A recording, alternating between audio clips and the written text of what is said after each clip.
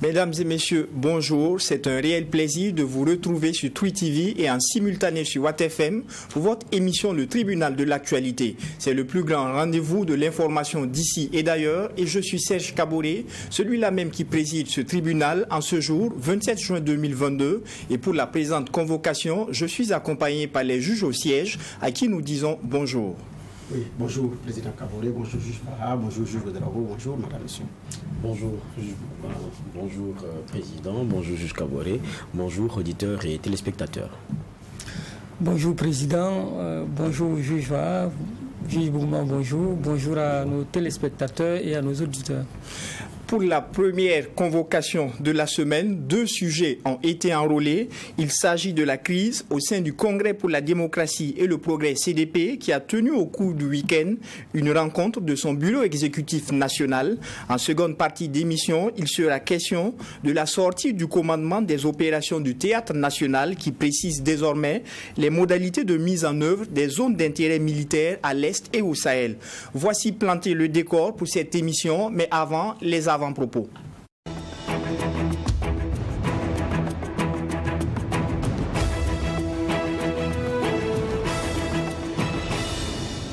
Alors, Juge Bougman, qu'est-ce qui retient votre attention ce matin?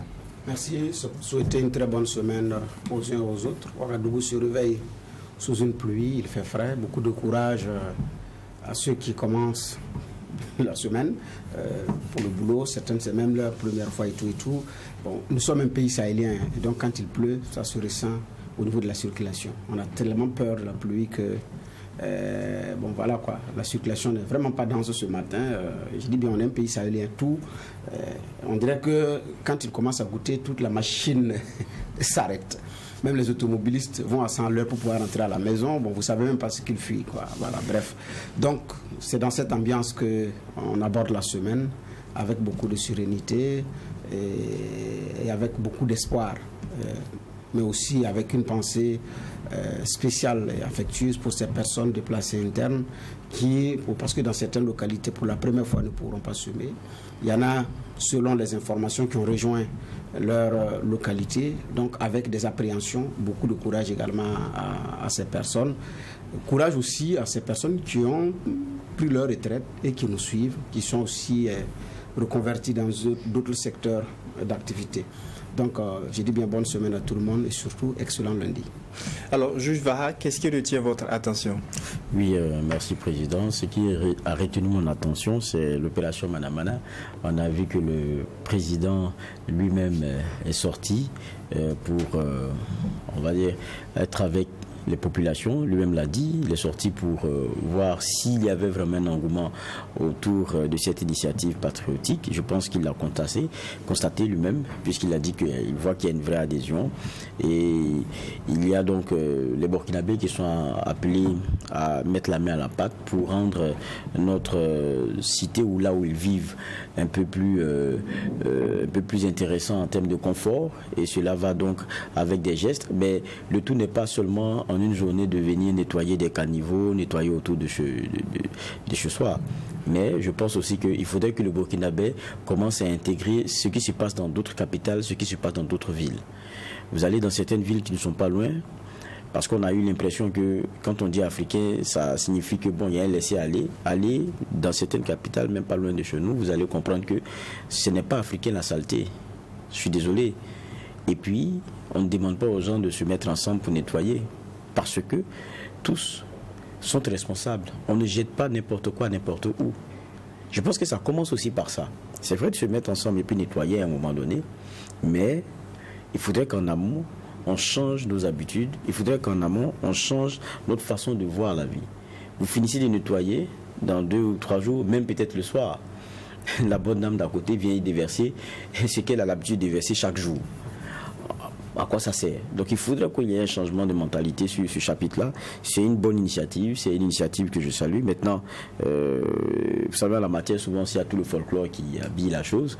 Et je crois aussi, et je m'arrête là, le président lui-même disait que si on est capable d'être ensemble pour ces choses-là, on peut demeurer ensemble pour d'autres défis tout aussi importants.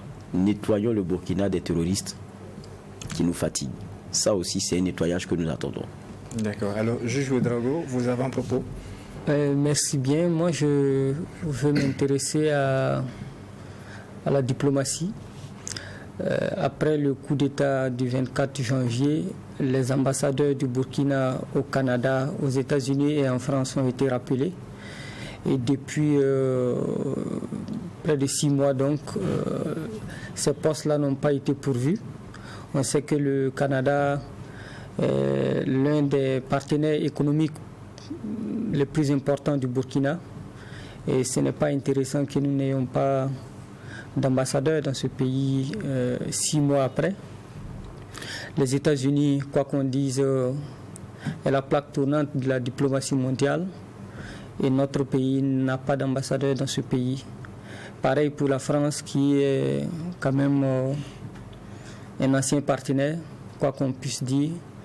Et ce n'est pas intéressant que dans ces 3 pays-là, nous n'ayons pas du tout d'ambassadeurs. Je ne sais pas ce qui se passe, parce que les ambassadeurs ont été appelés précipitamment et on s'est dit que dans les semaines et mois qui allaient suivre, tout en tenant compte justement de l'ensemble des mécanismes par rapport au protocole, on savait que ça allait être lent, mais jusque-là, il n'y en a pas, il n'y a pas d'ambassadeur. Et cela n'est pas intéressant pour notre pays. Et il serait intéressant que nos autorités nous en disent davantage ou en tout cas accélèrent le processus parce que, bien entendu, la demande est forte. Et donc, comme mon avant-propos de ce matin visait donc à appeler ces autorités-là à se plancher sur ces questions. Je sais qu'ils savent de quoi il est question, mais je pense qu'il y a urgence. D'accord. Alors, on le disait en début d'émission, crise au sein du Congrès pour la démocratie et le progrès CDP. On avait cru à une fumée blanche après les rencontres d'Abidjan entre les protagonistes et le président d'honneur du parti Blaise Compaoré, mais à la longue, visiblement rien ne va. Qu'est-ce qui se passe, juge Bougma? Qu'est-ce qui se passe? Ça ne va pas, c'est tout. C'est comme ça que je peux résumer. Ça ne va pas au niveau de la famille CDP et ce n'est pas une crise qui date d'aujourd'hui, c'est une crise qui date d'il y a longtemps. Elle a été beaucoup plus exacerbée après l'insurrection populaire, mais avant l'insurrection, c'est d'ailleurs l'insurrection aussi trouve son explication dans la crise au niveau du CDP. Parce que c'était aussi un parti qui règne sans partage sur l'ensemble des autres partis, donc sur le territoire politique burkinabé. Mais après, à l'intérieur, il y a eu ces fortes contradictions à l'intérieur qui n'ont pas pu trouver de solution. Certains estimant que c'est leur heure, d'autres également revendiquant à quelqu'un de tenir parole par rapport à des promesses ou qui attendaient une passe qui n'est pas venue. Et cette crise, vous m'excusez, et cette crise a continué. Elle a continué avec, surtout après le congrès de 2012, qui a vu que les barons, en son temps qu'on appelait les commissaires politiques au niveau des régions, les commissaires régionaux, ont été mis à la touche. 13 grosses figures. Donc, de fait de rajeunissement, c'est une aile plus jeune, effectivement plus jeune, mais beaucoup plus acquise à une tendance qualifiée de pro-François Compaoré, qui est montée en puissance par le truchement de la FEDABC. Et beaucoup de cadres qui étaient à la FEDABC et qui disaient qu'ils ne sont pas politiques se sont retrouvés dans le bureau exécutif national, ont pris la place de ceux qu'ils appellent barons, et puis bon, on les a tous rangés dans le lot des conseillers et tout, et tout, et tout. Donc, certains ont souffert le martyre d'avoir été défenestrés de cette façon. Certains s'en sont remis très difficilement, d'autres pas. Et donc, après cela, les choses ont commencé à prendre de l'ampleur. Et on a vu parfois des sorties officielles où des cadres du CDP s'attaquent clairement à la FEDABC ou à l'aile FEDABC. Parmi ces sorties, il y a eu la sortie suffisamment bruyante de regretter Ampilas Lankwandé, qui avait fait une sortie dans ce sens et qui s'en était sérieusement plaint. Donc, les choses ont continué parce qu'en même temps, l'héritage se préparait. Blaise ne voulant pas partir, ou certaines, une ou bien l'autre, elle travaille à maintenir Blaise au pouvoir. Les autres disent c'est notre heure. Donc il y avait déjà eu ces crises-là jusqu'à la démission de 2014, le 4 janvier 2014, où le président Kaboré et 74 autres ont claqué la porte du CDP pour rejoindre l'opposition. Ils étaient dans la rue pour s'opposer à la modification de l'article 37 voulu par Blaise et ses ouailles. La suite, on la connaît. Après l'insurrection populaire, c'est un CDP qui a eu du mal à revenir à la surface. Il a fallu des gens courageux et des jeunes courageux qui avaient créé le crack. Ali Badré et ses camarades qui avaient créé le crack, et d'autres qui ont eu le courage de s'affirmer, de s'afficher jusqu'à leur congrès de 2000, en pleine transition 2015, qui a vu Edi Kombouego président. Et jusqu'à présent, il y en a dans le parti qui n'ont jamais accepté qu'Edi soit président. Parmi ces personnalités qui s'assument et qui le disent ouvertement, et ça aussi c'est bien de l'avoir dit, il y a Léonce Koné, qui n'a pas fait mystère du fait qu'il ne veut pas Edi, non seulement à la tête du CDP, mais surtout candidat à la tête du CDP. À un moment donné, pouvait dire bon, ça va, mais surtout candidat. Léonce n'a pas fait mystère de cela. Donc, cette crise a perduré jusqu'à la désignation du candidat après le coup de 2015, et puis jusqu'à ce qu'on arrive. Et puis bon, voilà.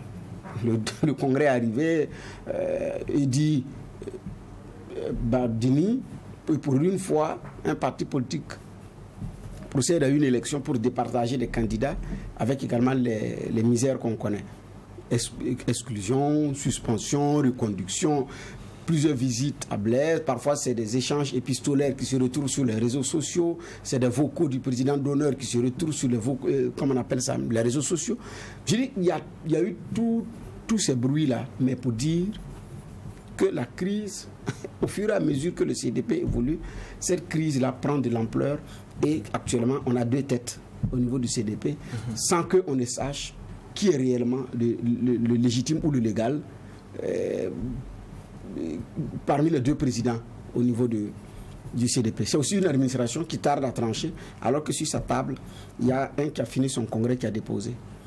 Est-ce que le récépissé va échoir entre les mains d'Edi? Ça ne va jamais l'être. Que fera l'El Achille, qui a suspendu Edi, qu'il avait déjà fait, qui a le suspendu Edi Kombouego? Bon, le suspendu également évoque des actions judiciaires pour le suspendeur, si le mot existe. Mais finalement, je dis que ça ne va pas. C'est une crise qui ne finit pas, même avec la rencontre d'Abidjan. Les positions apparemment n'ont pas pu se concilier. Et ça, le premier tir de sommation est venu de la récusation du médiateur de la CEDEAO par la tendance Achille Tapsoba. Alors justement, on a assisté à l'autoproclamation d'Achille Tapsoba comme président par intérim du parti. Depuis lors, le jeu de l'égalité, le problème se pose de nouveau. N'est-ce pas inquiétant, juge Vaha? C'est en tout cas inquiétant pour le CDP. C'est inquiétant pour ce parti-là qui, quoi qu'on dise aussi, compte parmi ceux qu'on a dans ce pays-là pour avoir géré le pouvoir, et puis quoi qu'on dise aussi, pour avoir résisté à moult vagues, et non des moindres d'ailleurs. Et quand on regarde aujourd'hui, ce qui était à craindre, c'est que les turpitudes ne soient pas vraiment celles de l'extérieur, mais c'est plutôt de l'intérieur que cela risque d'être un peu plus compliqué, et c'est ce qu'on est en train de regarder aujourd'hui. Il y a ce genre de scission-là qu'on observe, mais qu'un président d'honneur peine effectivement à pouvoir peut-être trancher ou à pouvoir récoler. Mais en même temps, je pense aussi qu'il y a, pour dire vrai, on est au tribunal, il y a comme un tabou quand on parle de l'affaire CDP et de Blaise Compaoré comme médiateur ou comme celui qui pourrait rapprocher les camps ou qui pourrait être la solution. Je pense qu'il y a comme un tabou. Personne ne veut dire la situation même dans laquelle Blaise Compaoré lui-même se trouve. Sur la question des signatures, non, lui, ce n'est pas forcément lui, rien ne prouve que c'est lui, c'est ceci, c'est cela. Ils vont à Abidjan, ils se rencontrent, ils reviennent, les bagarres continuent. Mais il y a des bruits de couloir. De ce qu'on apprend, même pendant les discussions à Abidjan, jamais Blaise n'a ouvert la bouche pour parler. Pas un seul mot il a eu à dire. C'est les gens autour qui organisent. Qu'est-ce qui se passe? Ou bien, il ne peut même plus gérer les choses. Je crois qu'il y a un tabou autour. C'est peut-être qu'ils ne veulent pas aborder la question, mais tout le monde est un peu mal à l'aise. Et ça fait que, voilà monsieur qui est vivant, mais tout le monde dit et prétend venir de lui et dit des choses de lui. Mais on n'a pas le clair mot. Alors qu'il est vivant et il est là. Mais la question, lui, dans quelles conditions il est? Quel est l'état de santé réel de l'ancien président Blaise Compaoré? Peut-être que c'est ça le nœud. Quand on saura ça, je pense qu'il y a beaucoup de choses qui vont être comprises. Parce qu'on a beaucoup d'éléments qui nous reviennent. Il y a des gens qui sont allés, qui ont discuté avec lui, qui nous ont rapporté un peu comment la visite s'est passée. La peine même à reconnaître le visiteur, la peine à... Je veux dire, beaucoup de choses. Maintenant, si c'est à celui-là qu'on prête toutes les ambitions dont nous parlons aujourd'hui, on prête toute la capacité de pouvoir recoller les morceaux, je pense que, bon, peut-être que les gens même ne se disent pas la vérité. Ou bien aussi qu'il y a un entourage qui est en train de tirer le meilleur parti de la situation réelle qu'il y a aujourd'hui. Mais c'est comme un tabou. Même quand on écoute les camps, ils ne vont pas jusqu'au bout quand ils parlent. Mais on comprend, il y a la dignité d'un homme qu'on veut préserver. Mais, au fond, est-ce que Blaise Compaoré lui-même peut encore gérer les choses au sein de ce CDP-là, de sorte à ramener les antagonismes-là dans un seul sens? Est-ce qu'il en a encore la capacité? Auquel cas, il faudrait qu'ils se comprennent et qu'ils se disent qu'à un moment donné, il faut qu'on discute entre nous-mêmes. Parce que la question de notre président d'honneur est un peu plus complexe que ça. Et on comprend aussi, quand on regarde, même si peut-être que Blaise peut gérer encore les choses, on comprend pourquoi il est resté longtemps au pouvoir. Parce qu'avec des gens comme ça autour, je ne pense pas que même si vous vouliez partir, vous alliez pouvoir. Parce que ces gars-là, ils pensent trop à eux. C'est ce qui est en train de se passer dans ce CDP aujourd'hui. Maintenant, c'est à eux de voir quelles sont leurs ambitions. Un parti, il naît pour la conquête du pouvoir. Ils l'ont déjà eu, ils l'ont perdu. Ils savent pourquoi. Et c'est le moment ils doivent tirer les leçons. Maintenant, ils sont dans des luttes intestines, ils sont dans des luttes, dans des guéguerres internes. Bon, mais tant qu'ils n'auront pas pris la pleine mesure de savoir que c'est eux seuls qui peuvent sauver les choses. Même Blaise Compaoré seul ne peut rien. Je pense que ça va continuer, ça va continuer ici. Mais nous, on les regarde. Parce que quand vous voyez ce qui est en train de se passer, la lettre qui est attribuée à Blaise Compaoré, mais elle ne parle même pas d'Edi Kombo-Ego. Elle annule le dernier congrès qu'il y a eu. C'est dire que et elle parle de manquement grave. Donc c'est vraiment Edi Kombo-Ego qui est désavoué ici. Sa réaction, on la comprend. Rappelez que nous avons déjà fait un congrès et d'ailleurs dans les missions qui sont les vôtres ou les pouvoirs qui vous sont dévolus, cher président d'honneur, vous n'avez pas vocation à convoquer un rendez-vous de ce type-là. Mais ça aussi, ils ont pris la pleine mesure des choses. Peut-être que Edi Kombo-Ego a vu les choses venir et puis ils l'ont inscrit au dernier congrès rapidement. Parce que longtemps, ils ont eu des déstabilisations venues d'Abidjan, portées en tout cas par une signature. Mais rappelez-vous, ce qui est bizarre quand on parle de ce CDP-là, lorsqu'il s'agit d'élections, c'est toujours Edi Kombo-Ego, parce que là, il faut sortir l'argent. Les élections, on sort l'argent. Et ça, c'est comme ça. Mais celui qui dépense, c'est Edi Kombo-Ego. Est-ce qu'il va accepter, lorsqu'il y a des rendez-vous avec le peuple, où il faut sortir l'argent, venir dépenser, et puis après revenir dans les mêmes tracasseries, les mêmes turpitudes? Ça aussi, c'est une question. Donc, il y a un juste milieu qu'il faut que les uns et les autres trouvent. Il y a qui se parlent. Et peut-être qu'à un moment donné, tout ce que Blaise Compaoré a représenté pour eux, qu'ils le revoient. En fait, s'ils n'ont pas fait cette introspection, s'ils n'ont pas travaillé sur ça, je ne pense pas qu'ils puissent avancer. Parce qu'aujourd'hui, quand on regarde, la plupart des lettres qui viennent, c'est elles qui encore enfoncent les choses. Donc c'est à se poser des questions. C'est elle qui enfonce encore les choses. Et justement, par rapport à cette question, beaucoup estiment que le problème de ce parti est lié à l'immixtion même d'Abidjan dans les affaires internes. Est-ce que vous êtes d'avis avec eux que c'est l'immixtion du président d'honneur qui cause aujourd'hui tous ces problèmes au parti? Bon, il y a plusieurs problèmes à mon niveau, effectivement, qui interrogent. Premièrement, c'est le statut de Blaise Compaoré. Voilà un prisonnier qui a été condamné à perpétuité. Donc, du point de vue juridique, ne jouit plus de ses droits politiques et civiques, qui n'est pas préoccupé par cela et qui a la liberté et la latitude de s'impliquer dans la vie politique burkinabé, au point même de convoquer un congrès. Et du point de vue juridique et même diplomatique, ça pose problème. Et il serait bien que les autorités du Burkina puissent interpeller les autorités ivoiriennes. Parce que Blaise Compaoré, même s'il est réfugié politique, doublé d'un prisonnier qui attend d'être ramené au Burkina, et doit faire attention à l'immixtion dans la vie politique burkinabé. Surtout qu'il a changé de nationalité. Donc vous voyez comment les problèmes sont imbriqués. Donc quelqu'un qui est condamné à perpétuité, qui est dans un pays voisin, qui continue à tirer les ficelles politiques, etc. À quoi cela rime? Au point où ça joue sur la vie nationale.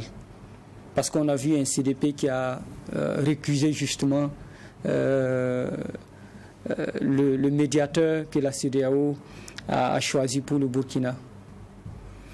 Ensuite, moi, ça me pose un problème moral que notre pays soit dans cette situation-là et que des hommes politiques soient dans des bagarres de chiffonniers.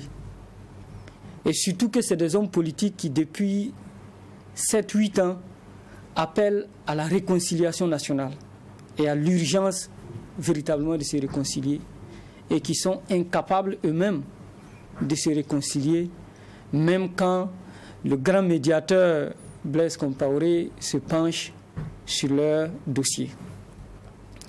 Et troisièmement, ça pose un problème de l'irresponsabilité de notre administration. Parce qu'en définitive, c'est une question administrative qui est posée. Et je ne sais pas pourquoi notre administration est incapable de trancher cette affaire-là. Un camp a fait un congrès. Et si le congrès a eu lieu, certainement qu'ils ont eu la latitude de le faire parce que, bon, les autorités ont donné quitus. Et puis, après, il y a deux camps qui se bagarrent par rapport à un récépissé. Mais dites-moi, où est l'administration? Le ministère en charge de l'administration territoriale est où? La direction générale des libertés publiques est où? Parce que c'est elle qui doit trancher cette affaire-là. Et c'est son incapacité à trancher cette affaire qui fait qu'on est dans cette bagarre, dans cette guéguerre inutile-là, qui risque d'empoisonner la vie nationale. Donc il faut que l'administration aussi décide. Dans les coulisses, j'ai appris que l'administration a préparé le récépissé pour l'un des camps, mais qui, du fait justement de l'imbrication des autorités actuelles avec les gens du CDP, travaillent à tirer les ficelles pour ne pas que ces récépissés-là sortent et soient remis à qui de droit. Si c'est vrai, c'est dangereux. Et si ce n'est pas vrai, donc il faut que l'administration tranche. Donc pour moi, toute cette bagarre-là, en conclusion, me semble être l'irresponsabilité justement non seulement de l'administration publique, mais aussi de nos autorités qui n'arrivent pas à trancher. Et il y a urgence effectivement que cette question-là soit tranchée définitivement, que si Blaise Compaoré est un citoyen ivoirien, qu'il se contente de gérer les questions ivoiriennes. Que s'il est burkinabé, qu'il sache qu'il est prisonnier et que de ce fait-là, il n'a plus le droit de s'immiscer dans des questions politiques parce qu'il ne jouit plus de ses droits civiques. Et c'est la justice burkinabé aussi qui est interpellée parce que vous ne pouvez pas condamner quelqu'un à perpétuité. La personne est à côté, vous ne demandez pas aux autorités ivoiriennes de l'extrader, vous le laissez la liberté même de faire le jeu politique au point même de convoquer un congrès. Et au risque donc de perturber la sécurité du pays, de perturber le vivre ensemble. Et cela est très dangereux. Alors, le juge Ouédraogo soulève le problème de l'irresponsabilité de l'administration. Dans la forme et le fond, qu'est-ce qui manque pour que le CDP puisse obtenir les papiers nécessaires? Bon, je pense que c'est le ministre Omer Bachono et toute son administration qui peuvent ou qui doivent nous expliquer une telle situation. Le congrès est terminé.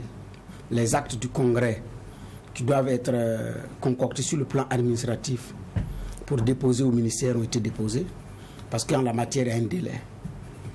Ceux du MPP sont tombés même avant l'épuisement du délai. Boubacar Sanou, quand il est venu d'ailleurs au tribunal, l'actualité l'a rappelé ici. Donc ils attendaient. Bon, le pays était dans cette instabilité politique, il n'y avait plus... l'administration fonctionnait au ralenti. Donc, mais aujourd'hui, les choses se sont stabilisées. Il y a un ministre.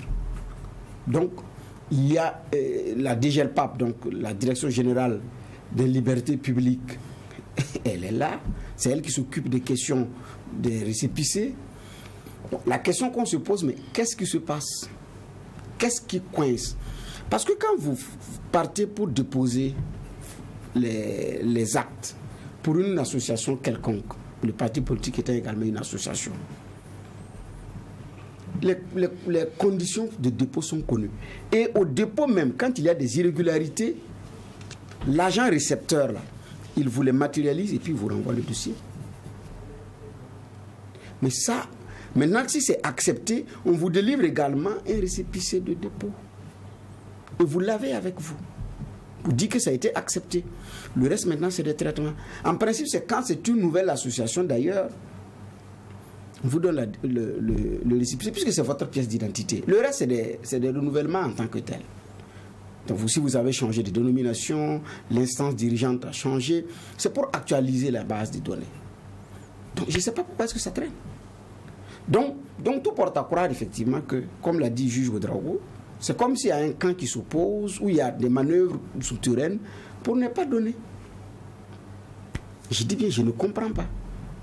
Et sur le plan de l'administration, effectivement, ce n'est pas normal. L'administration assume sa responsabilité. S'il y a des irrégularités, vous les signifiez à Idi et à ses camarades. S'il n'y a pas d'irrégularité, vous leur délivrez leur papier en bonne et due forme. Si l'El Achille n'est pas d'accord, elle attaque en justice. On a des juges administratifs qui sont là. Il y a eu plusieurs bagarres de partis politiques devant la justice burkinabé. Les cas les plus emblématiques, c'est le PAI, Ansoumane Touré, Philippe Ouédraogo. Ça défrayait la chronique pendant de nombreuses années. Mais c'est une bataille judiciaire. Donc, parce que cette affaire-là, quelle que soit l'issue, il y aura une bataille judiciaire. Idi a pris son récépissé. Naturellement, l'El Achille va attaquer. Si l'El Achille est favorable, l'El Idi va attaquer. Donc, même si l'El Achille convoque aujourd'hui un congrès, c'est sûr que l'El Idi va attaquer l'irrégularité de ce congrès. Parce que le congrès même s'est tenu après des batailles judiciaires. Ce congrès-ci. C'est même le congrès a eu lieu quand la tendance Achille a échoué devant la justice à faire annuler juridiquement le congrès. Donc le congrès a eu lieu après ces batailles judiciaires. Donc ça veut dire que, bon, légalement, de mon point de vue, il ne devrait pas avoir de problème. Et là, je partage l'intervention du juge Ouédraogo par rapport à la responsabilité ou à l'irresponsabilité de cette administration de s'assumer. Il faut s'assumer. C'est ça aussi être responsable à un moment donné. Parce qu'on ne pourrait pas continuer. On n'en serait pas encore dans du courrier. Et de courrier, les toutes premières lettres de Blaise qui sont arrivées à Ouaga, quand la lettre est arrivée, la qualité du papier, quand les uns et les autres ont regardé, ça c'est du Blaise. La rigueur de ce qui est écrit, c'est effectivement après un bon regard. Et quand Edi et Bourema Badini se disputaient la présidence, Blaise a tranché. Chacun est revenu et ils ont rapporté les propos de Blaise. Les propos étaient clairement rapportés. Mais maintenant, pour ceux qui étaient à la dernière rencontre, vous disent que monsieur ne parle pas. Il est assis à la rencontre, il ne dit rien. Donc, mais qu'est-ce qui se passe effectivement?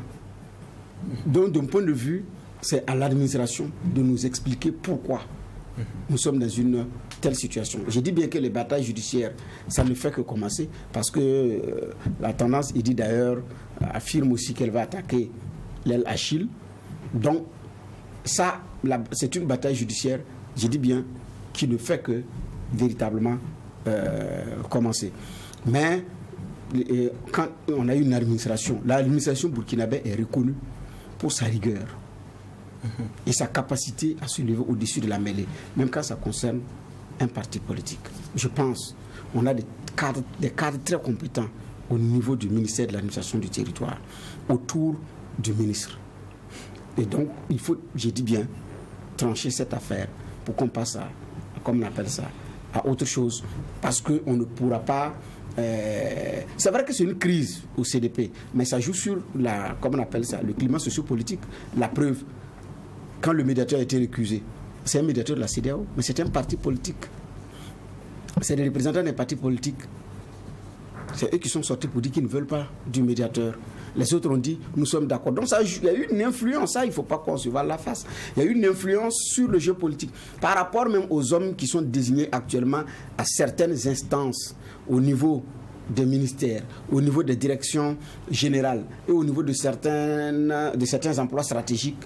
Quand on regarde le profil, les accointances et les liens de ces personnalités, vous faites la lecture, il y a une tendance CDP qui se dégage. Et il y a une tendance CDP qui dit, mais ils ne viennent pas vers nous. Donc, ça joue, ça, il ne faut pas qu'on se voie la face, ça joue aussi. Et là, à l'administration de s'assumer et à nos autorités également de s'assumer aussi vis-à-vis d'Abidjan. D'accord. Alors, toujours est-il que le CDP, version Eddy Kombouego, poursuit son bonhomme de chemin. Et on a vu cette rencontre du bureau exécutif national, un bureau qui doute du sérieux de la lettre de Blaise Compaoré qui aurait été envoyée, et un bureau exécutif national qui décide de poursuites judiciaires contre Achille Tapsoba. Quel est votre regard, juge Vaha? Bon, ça, c'est des décisions qu'ils assument eux. Donc, ça, c'est vraiment de leur ressort. Mais quand on regarde, ça ne peut être que logique. Parce que quand on regarde le camp Achille, par exemple, les sorties et l'insistance, en tout cas, de revendiquer être le vrai CDP, c'est clair que ça ne peut pas continuer ainsi pour ce qui est de la perception du camp Eddy. Et ne pas réagir, c'est apporter de l'eau à leur moulin et puis leur donner un genre de légitimité. Donc je crois aussi que c'est pour cela qu'il y a donc ce qui est entrevu. Je crois que nous avions tenté, même pour cette semaine, à avoir l'un des camps en tout cas, mais pour ce qui est de la partie par exemple Eddy, on nous a dit qu'il y avait en tout cas des décisions qui étaient en cours parce que ça devait être entériné par des rencontres comme le veut le texte, et donc pour l'instant ils ne pouvaient pas venir. Donc ça veut dire que même dans la crise dans laquelle on est, il risque d'avoir encore d'autres décisions concernant l'aile historique comme on les appelle et ceux qui l'animent aujourd'hui. Ça pouvait pour moi ne pas continuer comme Inoussa le disait tout à l'heure, si on avait une administration qui s'assumait.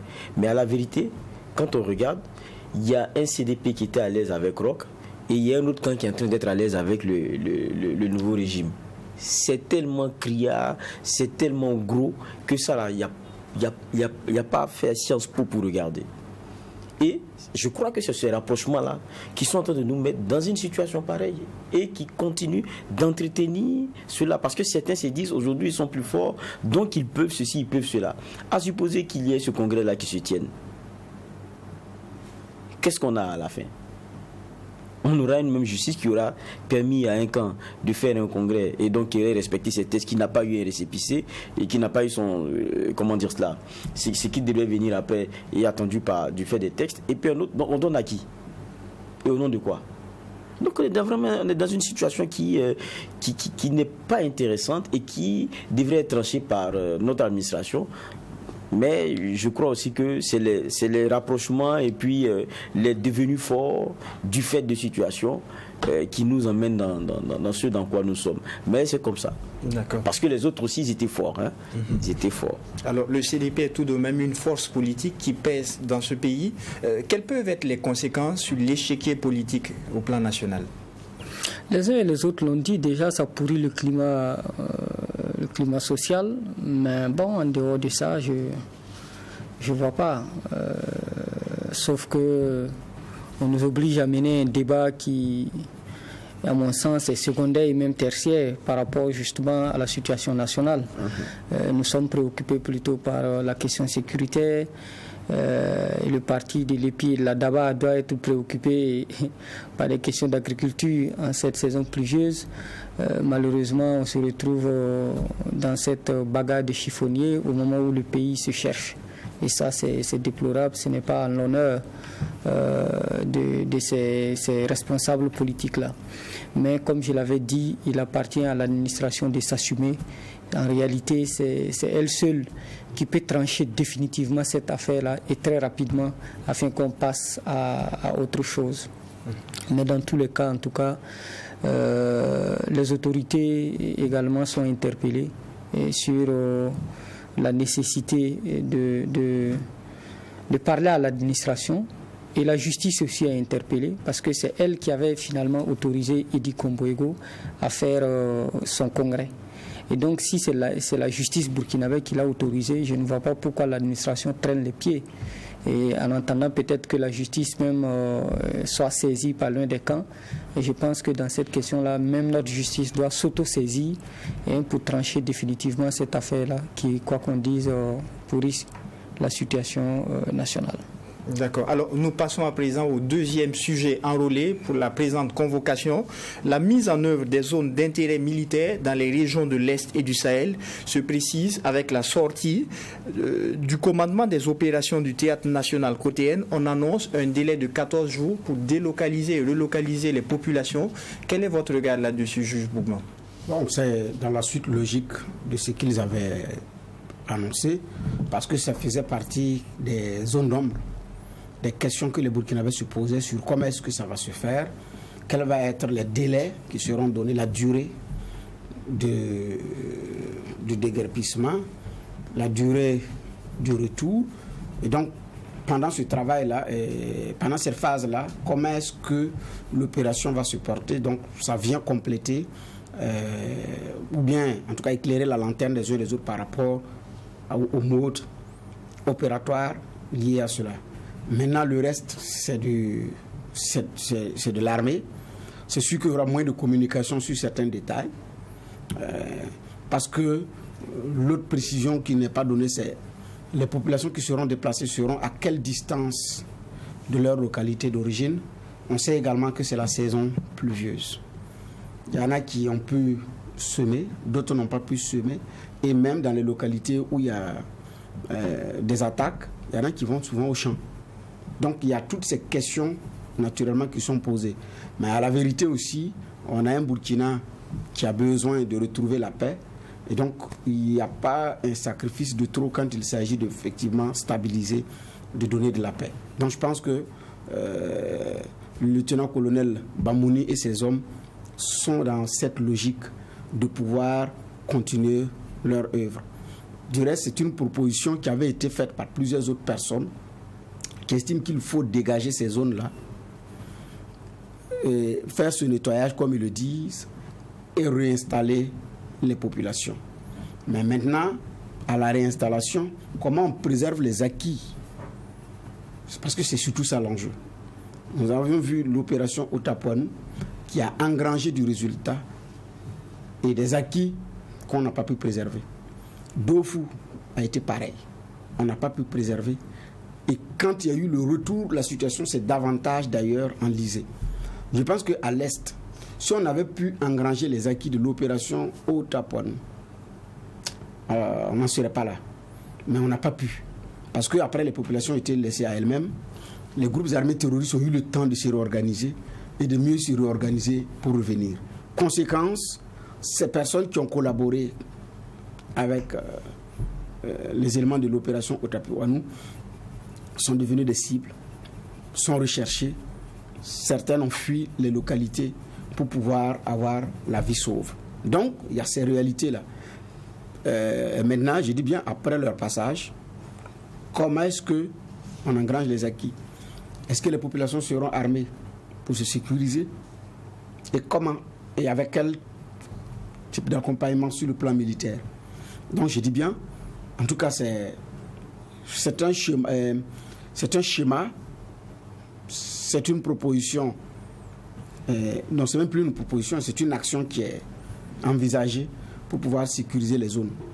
Maintenant, ça n'empêche qu'il y ait toujours des questions par rapport à comment est-ce que les choses vont se passer pour la suite. D'accord. Alors, sur le sort réservé à ces populations qui vont devoir se déplacer, le lieutenant-colonel Yves Bamouni a laissé entendre que les zones d'intérêt militaire sont essentiellement des zones forestières dans lesquelles l'activité humaine est interdite depuis longtemps. Quel est votre regard, juge Vaha? Oui, mais quand on l'écoute, en même temps qu'il dit ça, il dit que ce n'est pas exclu qu'il y ait des populations.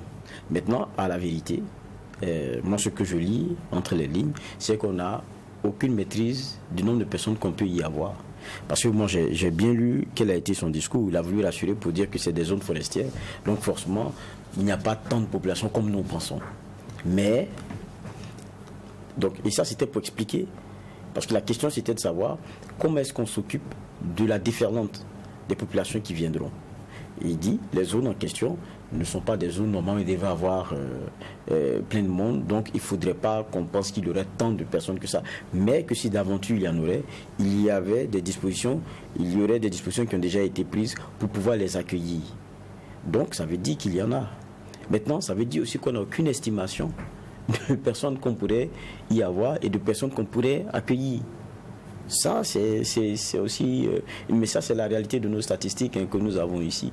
Quelquefois, même nos populations, on prend combien de temps à pouvoir les évaluer, puisque on n'a pas de statistiques qui évoluent au regard même du fait que nous ne soyons pas vraiment informatisés et que la question de déclaration de naissance ou même les questions de comment dire cela, de recensement et tout ça, c'est pas des choses que nous faisons dans un court temps. Il faut ça mobilise des fonds et on n'a pas voilà, donc c'est compliqué. Et donc sur cela, on est dans l'empirique. Il n'y aura pas forcément beaucoup de monde, donc quand les gens viendront, on pourra les gérer. Et bon, on se dit qu'il n'y aura pas beaucoup de déplacés parce que on croit. On y croit parce que c'est les gens du domaine, sûrement qu'ils ont des éléments dans la zone, donc ils maîtrisent plus ou moins. Mais c'est sûr qu'on aura des Burkinabés à accueillir très bientôt parce que c'est 14 jours qui sont donnés. Maintenant, il y avait une autre question qui était sortie, qui pour moi aussi est très intéressante, c'est comment est-ce que on s'arrange à ce que il n'y ait pas du terroriste parmi les gens qui vont se déplacer. Il a dit qu'il y a des... je ne veux pas trahir, mais je pense que je vais retrouver la formulation qui a été la sienne. Il a dit tout clairement qu'en tout cas, il y a un dispositif qui permettra en tout cas de faire à ce que ça n'arrive pas ou bien ça soit jugulé. On espère, mais en tout cas, nous, on est profanes. On ne peut pas les contredire. Mais ce que nous on sait, c'est que ce n'est pas écrit sur le front de quelqu'un terroriste. S'il prend son arme là, il dépose, c'est un civil. Je ne sais pas comment est-ce que vous allez savoir que, à moins qu'il y ait eu une dénonciation. C'est la question que je me pose. Mais il y a quelque chose que nous disions la dernière fois. Est-ce que, et ça c'est une question que je me pose, est-ce que la guerre que nous pensons là aura lieu dans ces zones-là? Parce que ce qu'on veut, c'est quoi? Nous avons une armée qui a ses règles, qui a sa façon de fonctionner. Maintenant, qui veut obliger peut-être le terroriste à venir sur son terrain, qui est celui de la guerre frontale, qui est celui de la guerre classique que nous connaissons. Mais est-ce que nous sommes sûrs que les terroristes là vont y venir? C'est la question que moi je me pose jusqu'à présent. Dans ces zones-là, le terroriste, son rôle là, c'est terroriser, s'aimer la peur, s'aimer la panique dans des zones. Il ne vient pas frontalement. Il n'est pas dans une guerre comme on l'a classique entre deux pays. Il vient quelquefois à certaines positions, il les tape, mais avec l'effet de surprise. Et après, qu'est-ce qu'il fait? Il mine les passages sur lesquels il est sûr que ces forces-là vont passer. C'est comme ça, c'est leur mode opératoire. Est-ce qu'ils vont accepter de se mettre comme nous on pense là, face à face avec nos forces, pour pouvoir faire un combat? Là où on veut les emmener à une guerre classique, est-ce qu'ils vont le faire? Maintenant, peut-être que la vocation, c'est de nettoyer la zone. Si c'est le cas, en tout cas, tout notre souhait, c'est bien qu'on puisse nettoyer la zone. Mais comment est-ce qu'on fait pour ne pas qu'ils reviennent? Ça aussi, c'est un autre enjeu. Parce qu'on va finir nettoyer la zone. on va réinstaller nos populations. Mais les mêmes là seront là parce qu'ils sont parmi eux, c'est les fils de la zone, c'est les fils c'est les fils du pays. Il y a un problème de fond qu'il faut régler. Il y a un problème de fond aussi qu'il faut régler. Et quand ils reviendront, ils continueront avec les mêmes méthodes. Ce que j'ai cité par avant. Donc peut-être encore qu'on délogera nos populations et puis on reprendra. Je ne sais pas. Mais j'ai foi, c'est eux qui savent comment est-ce qu'on mène cette guerre-là. Et j'espère que ça va porter ses fruits. Le plus honnêtement du monde, avec tout le cœur.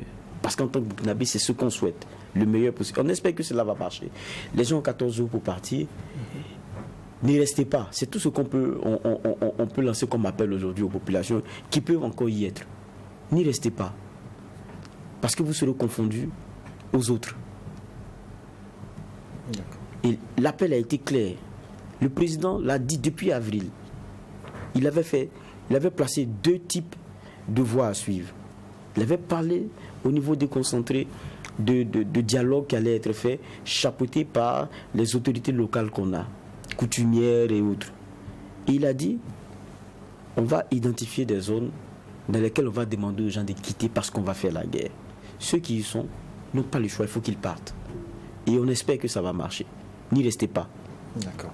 Alors, à ces zones d'intérêt militaire pour lesquelles les populations ont 14 jours pour être délocalisées à l'Est et au Sahel, s'ajoutent des mesures d'interdiction pour la circulation des engins motorisés dans les zones à fort défi sécuritaire.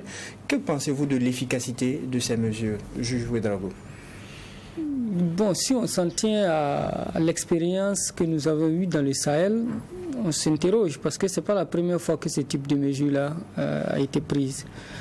On se souvient que le gouverneur, notamment dans le Sahel, avait pris ces mesures indiquant qu'il était formellement interdit aux engins à 2 roues et également à 3 roues de circuler à une certaine heure.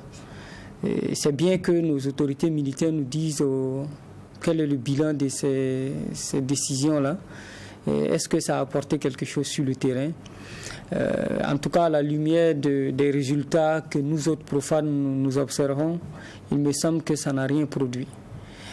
Si l'objectif c'est de dire que comme les terroristes se déplacent à moto, donc il faut interdire toute circulation de motos afin donc que ces terroristes-là ne puissent pas se déplacer. Bon, c'est un mode opératoire que nous n'allons pas juger. Mais on ne peut que s'interroger sur la perspicacité. Et il me semble que c'est bien que le Burkina s'inspire de ce que d'autres peuples ont vécu. Le terrorisme n'est pas un phénomène nouveau dans le monde. Il y a des pays qui ont pu combattre ce phénomène-là et qui ont eu des résultats. Il faut aller s'en inspirer. L'Algérie est là. Le Maroc est là. Est-ce qu'on ne ferait pas mieux de nous inspirer de ces pays-là qui ont réussi à vaincre le terrorisme plutôt que de prendre des mesures qui mettent encore en insécurité même nos populations? Parce que quand on dit aux gens qu'on leur donne 2 semaines pour se déplacer, sans dire justement les mécanismes qui permettraient à ces populations-là de quitter la zone, je ne sais pas comment cela va se faire concrètement. Vraiment, c'est difficile et nous ne pouvons que nous interroger. Ça veut dire quoi demain?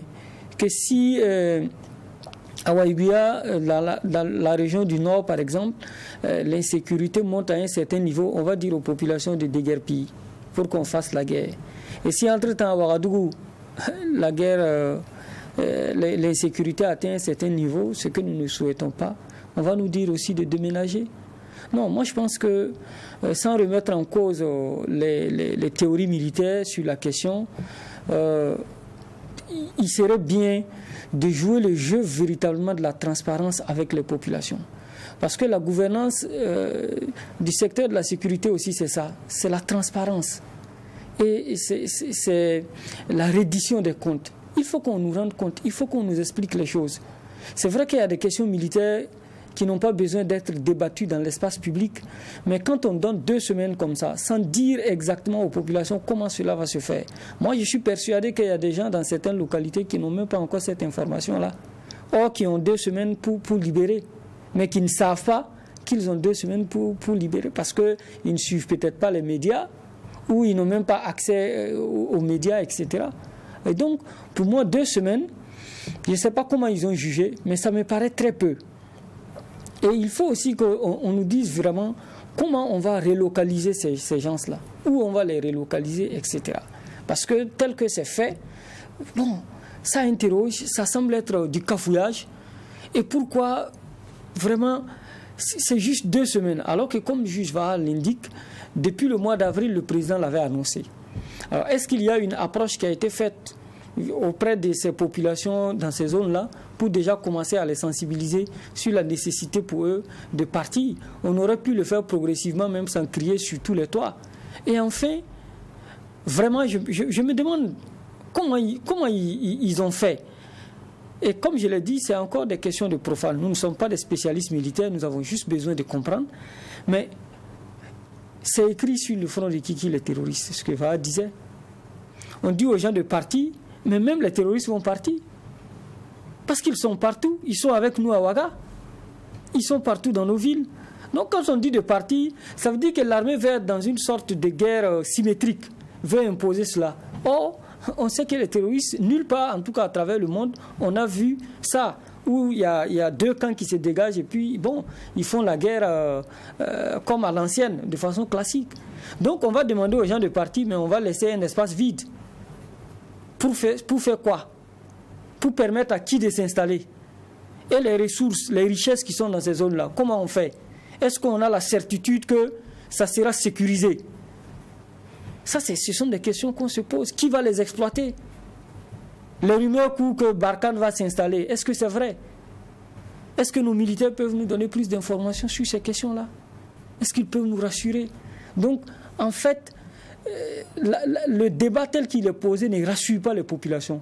Or, pour moi, justement, on doit faire en sorte que les mesures qu'on prend là, que les populations disent « Ah, Dieu merci, on va respirer » et on est en saison pluvieuse, ça veut dire que les gens abandonnent tout ce qu'ils ont sémé, etc.